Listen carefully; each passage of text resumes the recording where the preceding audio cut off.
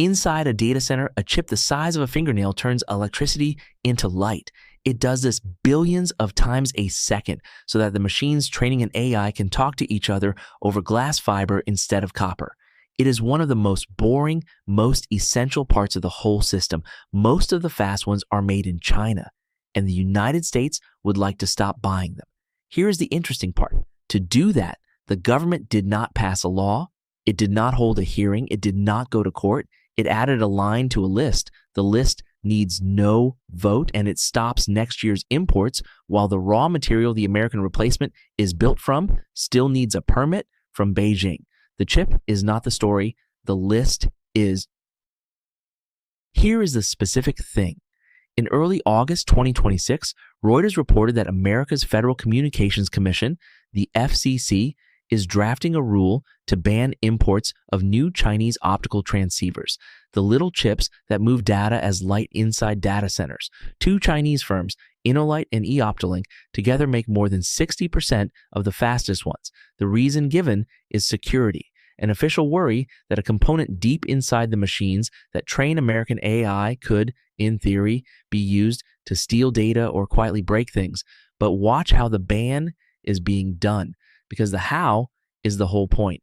It is not a new law from Congress. It runs through something called the covered list, a list the FCC keeps under a 2019 law of equipment judged an unacceptable risk to national security. And here is the key fact. A category gets added to that list on the say-so of national security agencies. It does not go through the normal process where a rule is published, the public comments, and objections are answered. The list simply grows, and it has been growing.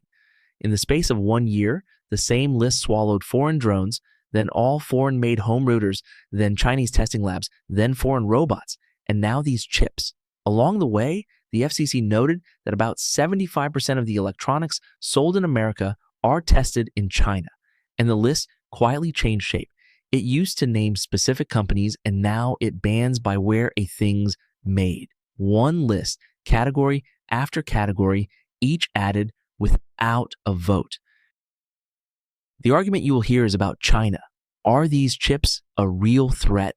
Or is this just a trade war wearing a security badge? That is a genuine argument, but it is not ours, and it is not the most useful one. Because whatever you think about that one chip, look at the instrument the government reached for. Not a law, not a court order, a list, one that any future administration can extend by adding a line with no vote and no hearing in between. Once you can turn off a whole category of imports by writing it onto a list, you have built something with a very particular shape. And that shape is worth looking at slowly because it will outlive this chip and this argument. Think about what a list like this actually is. To ban something the slow way, a government has to do work. Write a rule, publish it, take the public's objections, and defend the whole thing, maybe in court. That work is friction, and friction is where the rest of us get to push back. The list removes the friction. To act, the government does not pass anything. It makes a determination behind closed doors and adds a category. There is no public comment to file because the addition is not that kind of rule. There is no vote to lobby because Congress is not voting. The switch is fast, and it belongs to whoever runs the agencies. Now, speed against a real threat is a feature, not a bug. Nobody wants a 2-year approval process while a genuine backdoor sits in the network. But notice what you traded for the speed. The list does not ask what a device actually does. It asks where the device is from. It secures by passport, not by behavior. And it only stops the next thing. The ban hits new imports while millions of the same chips already installed keep humming. You have a switch that is quick, quiet, and pointed at the future, run by the people it is meant to constrain. And here is the part that shows the deeper flaw. Suppose the ban works perfectly and every new transceiver in an American data center is made outside China. You would think the dependence is gone. It is not. It just moved because the American chip is built on a wafer of a material called indium phosphide. The base the chip is grown on and most of the world's supply is licensed by China. In early 2025, Beijing put that material under export control. The price of a single wafer went from about $1,400 to $5,000.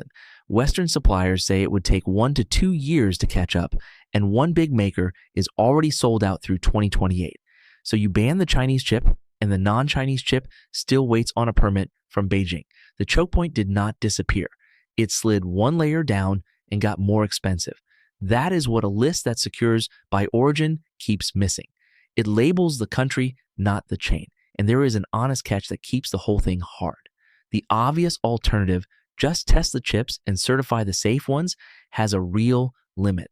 A careful lab test can't rule out a backdoor that a government ordered, built, and hidden on purpose. That is not a hypothetical. It is exactly why the same list also banned the Chinese labs that do the testing. So this is not a story where lists are dumb and testing is smart.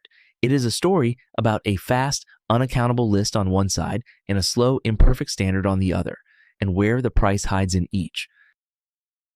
So if a country genuinely fears that foreign hardware could be turned against it, and sometimes that fear is fair, what could it build instead? 3 designs already exist in the world. Each answers the fear without handing one office a silent switch, and each has a price. The first says, check the part, not the passport. Instead of banning by country, certify components by what they actually do. An independent lab tests them against a security standard the way 31 countries already do under a shared scheme for other secure gear. A device is trusted because it passed, not because of where it was born. The price is the honest catch from a moment ago. Testing cannot prove a negative.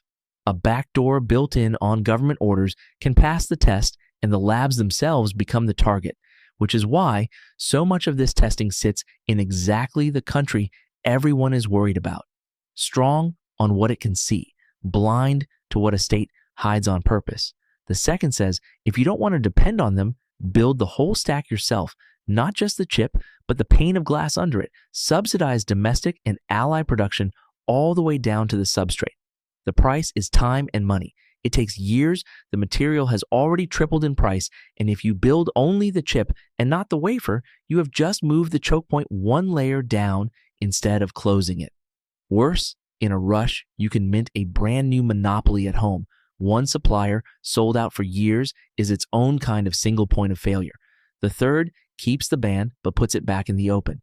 Let the government still block dangerous gear, but require the normal public process before a whole category goes on the list, and give the list an expiry date, so it has to be renewed and rejustified instead of quietly growing. The price is speed. That process takes time, invites lawsuits, and the delay is exactly the window a real adversary would use to ship the compromised batch before the door closes. Notice what none of these says. None of them says, never watch foreign hardware. Each asks the same question a different way. How do you stay safe without turning a list into a switch that one hand can throw and that only moves the dependence somewhere you stop looking? So come back to that fingernail-sized chip and the line added to a list. The headline will be about China and about whether these particular chips are dangerous.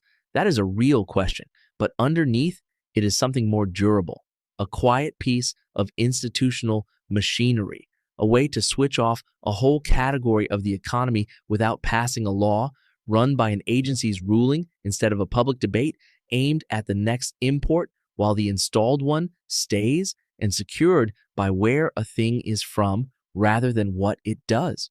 There can be good reasons to keep dangerous hardware out, but watching for a threat is not the same as holding a switch with no process around it, and banning the label is not the same as closing the chain, especially when the thing you banned and its replacement both still run on a wafer someone else licenses. So next time a government says it is simply securing the supply chain, the useful question is not whether that one component is Chinese. It is this: what is this list actually securing? And who can add the next category to it without a vote, a hearing, or a judge?